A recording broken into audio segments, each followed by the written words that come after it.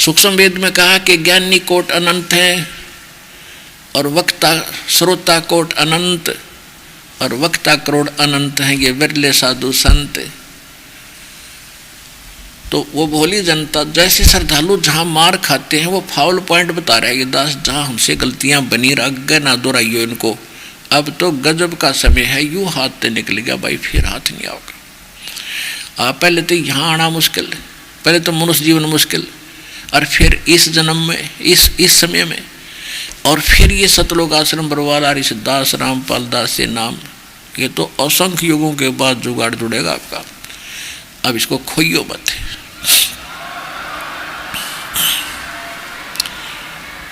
जैसे माता गर्भ को रख यत्न बनाए, ठेस लगे तो छन होवे तेरी ऐसे भक्ति नसावे।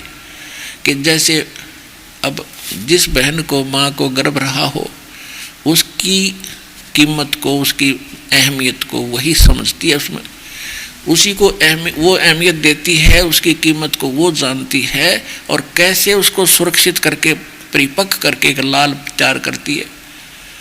ऊंचे नीचे पर पैर ना टिक जा गर्भ समय में, और रात को सोते समय भी कभी करवट ले, गलती से करवट लेती है तो एकदम उधड़ के खड़ी हो जाती है कई बालक पे, ये परमात्मा दाब ना लगी और ये खराब ना हो जा। तो कहते हैं इस प्रकार तुमने ये भक्ति रूपी गर्भ आपके अंदर, जिस दिन से नाम शुरू हुआ, नाम मिला, उस दिन से ये गर्भ भक्ति का शुरू हो गया आपकी आत्मा में। अब इस गर्भ को, इस भक्ति रूपी लाल को परिपक्व करना, जैसे माता गर्भ को रख यतन बना और ठेस लगे तो छन हुआ तेरी ऐसे भक्ति जा।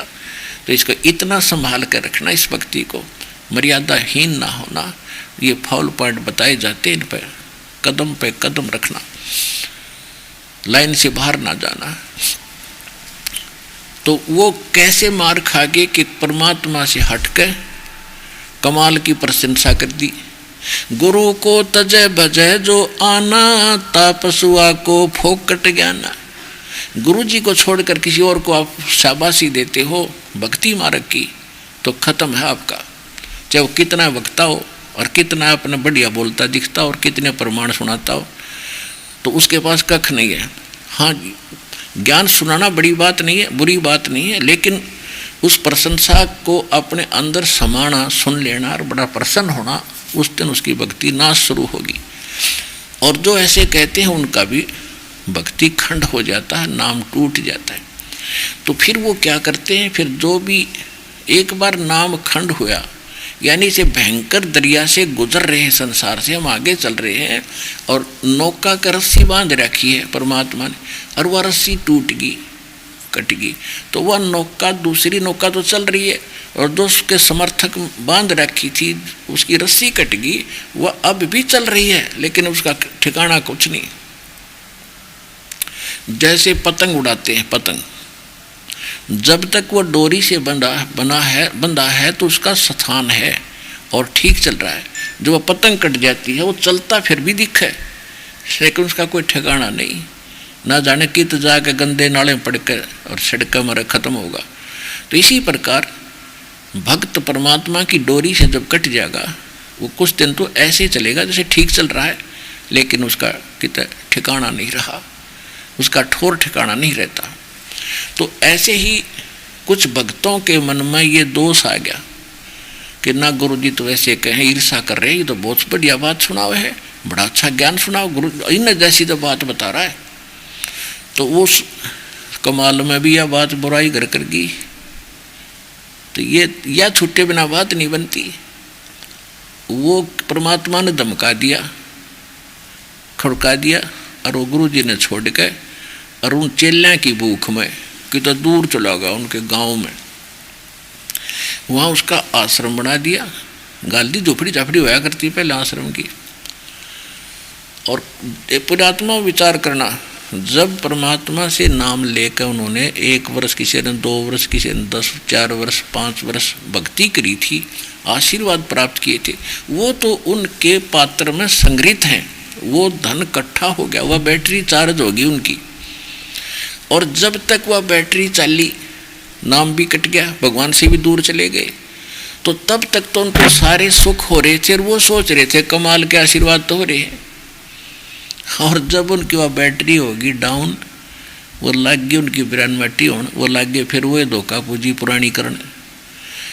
अब कमाल ने देखा कि भाई संख्या कम होगी, आश्रम में कम आते हैं लोग, क्या बात होगी। उसने ड्रामा रचा कि भाई परमात्मा का प्रगट दिवस मनावांगे और सारे गांव में कह कहो चेलो 5, 4, 10, 20 चेले बना रहा था वो, उसके साथ रहते थे। उन्हें जाके सारे गांव में कहा कि ऐसे 2-4 दिन का समय था कि परमात्मा कबीर जी का प्रगट दिवस मनाएंगे, सभी आना, भंडारा करेंगे, दूध लाना। वो लाया करते पहले जब भंडारा करता था, फिर वो आना छोड़ गए थे, वो भंडारे करना भी छोड़ गए, वो अन्य सत्संग करता था, वो सत्संग छूट गए उसके।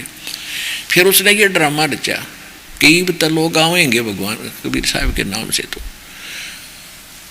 तो वो उनको लाभ हो ही नहीं रहा था, वो थक लिए थे। तो सब परमात्मा लीला मालिक की थी, तो उनके सब के मन में ये प्रेरणा कर दी दाता ने कि भाई जून का महीना, ज्येष्ठ मास, वैसे दूध कम हो जाता गवों के नीचे, तो किसी के मुश्किल से थोड़ा थोड़ा दूध होता। तो सब ने कहा कि बखते उठे, तो एक आध दिन ने तो दूध भी डाल दिया होगा, ले अधिकतर के मन में ये प्रेरणा होगी कि और तो सभी दूध डालेंगे और ना जाऊंगा तो महाराज नाराज होगा, कदे कोई शराब स्वरूप ना दे दे। तो वो क्या करे, पानी का लोटा भरे पानी का और डक के, महाराज जी सबसे वक्त तो पहुंच गया, दूध कहाँ डालना है कि भाई वहाँ डाल दो, बाहर पतीला रखा है। वो ठोक दिया पूरा ड्राम पानी का, वो थोड़ा बहुत दूध था, बाकी पानी का ठोक गए सारा। कमाल बोला भाई यो तो दाव लग गया सही, सारा गांव फिर झुक गया अपनी तरफ और बनाओ खीर खार चेलो। वो गए चेले उगाड़ के देखा कपड़ा ने, बोले गुरुजी तो सफ़ेद पानी है सारा, दूध तो ही नहीं। उसने आकर देखा कि पानी का ड्राम भरा, इतना लज्जित हो गया वो निकम्मी आत्मा, रात ने उठा के चद्दर बाज गया, पता नहीं कित मरिया जाके। तो कहते हैं अब अपना जीवन नाश करा, कितने कृत घनियम, मुर्दा जीवित किया, बेटे की तरह सीने का लगा कर रखा और वो काला सांप बन गया, भगवान के बच्चों को भी उससे दूर कर ले गया। तो उसको गुरुद्रोही कहते हैं। कमाल ने गुरुद्रोही का काम किया। गुरुद्रोही की पेड़ पे जय पग आवे बीरे, 84 निश्चय पड़े नो सतगुरु कहे कबीर। कि ऐसे घटिया इंसान जो संत से, अपने मालिक से दूर हो जाता है। देखो नकली संतान छोड़ो 100 है, लेकिन ऐसे संत को सारे प्रमाण, सारा ज्ञान सामने रख दिया और उससे जो दूर होता है, फिर उससे आप यारी करते हो, दोस्ती करते हो, आप भक्त नहीं हो। यारी दोस्ती का मतलब ये नहीं उस तो दुश्मनी करें, लेकिन भक्ति चर्चा मत करना उसके साथ, और 100 बात बतलाओ चाहे। जैसे घर का कोई सदस्य बागी हो जाता है तो उसको कहाँ छोड़ आओगे, लेकिन उसकी यश में यश नहीं करना जो बकवास करता है। अब जैसे कहते गुरु की निंदा सुने जो काना, ताको निश्चय नरक निदाना। अब आप बैठे हो कहीं बस में या ट्रेन में और आपको कोई कह रहा है रामपाल तो गंदा है, गुंडा है, फलान है, दकड़ है, तो आप उसके साथ लड़ना नहीं, लड़ना अच्छा नहीं होता। आप ठीक है जवाब दे सकते हो कि आप गलत समझते हो, आप वहाँ जाकर देखा नहीं है, हम वहाँ जाते हैं, ऐसा नहीं है। वो फिर भी नहीं मानता है तो आपने उसको सुना नहीं, उसने कहा अवश्य लेकिन आपने सुना नहीं, और जो उसकी यश में यश कर देता है, कैसा भी हो सकता है भाई, तो उसने सुन लिया तो उसको नरक मिलेगा जब फिर से नहीं सुधरा और फिर से अपना उपदेश लेकर सही ढंग से नहीं लगा। तो कहते हैं गुरु की निंदा सुने जो काना, ताको निश्चय नरक निदाना। और जो सुन के उसने उसकी बात का असर नहीं हुआ तो सुना नहीं आपने। और कहते गुरुद्रोही की पैड़ पे जब गावे वीर, उसके पैर पे पैर भी टिक गया, कहते तो भी निश्चय नरक में जाओगे। पैर पे पैर टिकने का अर्थ है कि उसकी यश में यश करना, कदम में कदम मिलाना कि वो जो कह रहा है सच्ची है, तो उससे आपकी भक्ति भंग होगी, वैसे नहीं। मतलब उसको अपने भक्ति मार्ग का संपर्क नहीं रखना और उसको कहे ठीक है तू ज़्यादा मत बोल, आप अपनी करो हम अपनी करें, बिगाड़ दिए कर्म आपने। तो कमाल ने वो काम करया। और उस कमाल का भी पंथ चल रहा है, हद होगी भाई। पानीपत के अंदर दास एक भगत का सत्संग करने जाया करता, और सत्संग कबीर पंथ का सत्संग होने के नाते वह भी आगे वो कमाल के पंथ का एक वहाँ आश्रम बना रखा है पानीपत में। और उससे चर्चा हुई कि मेरे को बताया गया कि यहाँ एक कबीर पंथ का और आश्रम है। मैंने पूछा भाई कौन संत है, कहाँ से आपकी परंपरा है? कि हम कमाल जी के पंथ से हैं, कमाल जी के पंथ से। अरे तेरा गजब हो यो, उसके पंथ का रिप्ती प्रचार कर रहे हो तो फिर तुम कबीर पंथी भी कहते हो। और कबीर पंथी हमें, कबीर जी भी तो कबीर के तो चेले थे, कबीर जी के चेले थे।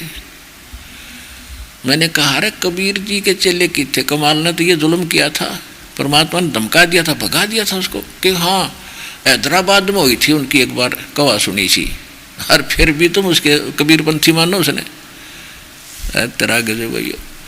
तो पुण्यात्माओं, यो सारा सांग बिगड़ा पड़ा है। आपका सौभाग्य है कि आपको यो मार्ग मिला, यो भगवान मिला, यो ज्ञान मिला, यो स्थान मिला बरवाड़ा का।